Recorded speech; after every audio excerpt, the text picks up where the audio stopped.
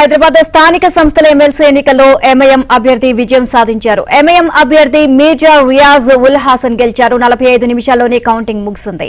MIM అభ్యర్థికి 63 ఓట్లు రాగా బీజేపీ అభ్యర్థికి 25 ఓట్లు వచ్చాయి. 38 ఓట్ల మెజారిటీతో ఎంఐఎం అభ్యర్థి రియాజ్ ఉల్ హాసన్ విజయం సాధించారు.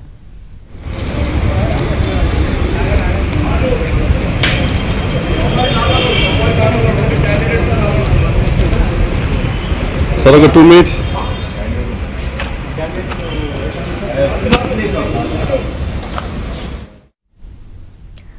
ఓవరాల్ గా ఇదే అంశానికి సంబంధించి మరిన్ని అప్డేట్స్ మా కరెస్పాండెంట్ నుమాన్ అడిగి తెలుసుకుందాం. నుమాన్,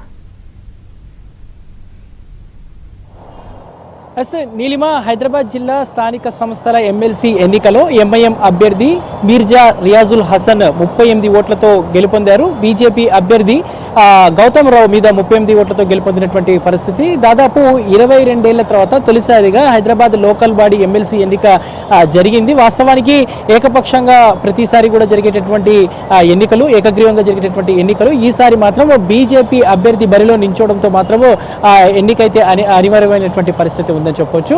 మొత్తానికి 38 ఓట్లతో ఎంఐఎం అభ్యర్థి మీర్జా రియాజుల్ హసన్ గెలుపొందారు. ఇక ఓవరాల్ గా చూసుకుంటే బీజేపీకి 25 ఓట్లు వచ్చాయి. ఇక ఎంఐఎంకి చూసుకుంటే మాత్రము 68 ఓట్లు వచ్చినటువంటి పరిస్థితి. మొత్తంగా ఓవరాల్ గా చూసుకుంటే 88 ఓట్లు, అంటే 112 ఓట్లు ఉంటే ఈసారి ఎంఐఎంకి పూర్తిగా కాంగ్రెస్ మద్దతు ఇచ్చింది. ఇక బీఆర్ఎస్ పార్టీ కూడా ఎన్నికకు దూరంగా ఉన్నటువంటి పరిస్థితి. మొత్తం 45 నిమిషాల్లోనే ఈ ఫలితాలు వెల్లడైనటువంటి పరిస్థితి. ప్రస్తుతం ఎంఐఎం అభ్యర్థి రియాజుల్ హసన్ కి సంబంధించి ఏదైతే నియామక పత్రాన్ని కూడా కాసేపట్లో ఇవ్వనున్నారు. ఆయన కూడా మీడియాతో మాట్లాడనున్నటువంటి సిచ్యువేషన్. సో మొదటి నుంచి కూడా హైదరాబాద్ జిల్లా స్థానిక సంస్థల ఎన్నికలు ఏకగ్రీవంగా జరుగుతాయని భావించినప్పటికీ అనూహ్యంగా బీజేపీ అభ్యర్థి గౌతమ్ రావు బరిలో నిల్చోవడంతో మాత్రమే ఎన్నికైతే అనివార్యమైంది.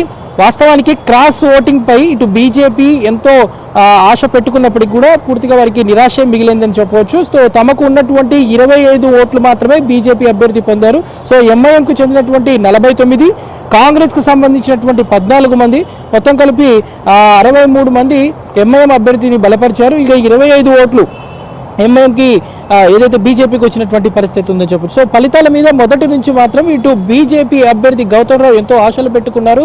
కాంగ్రెస్ సంబంధించినటువంటి కొంతమంది ఎక్స్ అఫిషియో మెంబర్తో పాటు కార్పొరేటర్లు తమకు ఓటు వేస్తారని భావించినప్పటికీ కూడా ఇటు బీజేపీకి మాత్రం నిరాశ ఎదురైంది. కేవలం తమకు ఉన్నటువంటి 25 ఓట్లు మాత్రమే బీజేపీకి పడ్డాయి. క్రాస్ ఓటింగ్ మాత్రం ఎక్కడ కూడా జరగనటువంటి పరిస్థితి. ఇక ఎంఐఎం చూసుకుంటే మాత్రము 38 ఓట్లతో గెలుపొందినటువంటి పరిస్థితి. సో ఇదిలా ఉంటే మాత్రము ఇటు బీజేపీ అభ్యర్థి గౌతమ్ రావు కొన్ని వ్యాఖ్యలు కూడా చేశారు.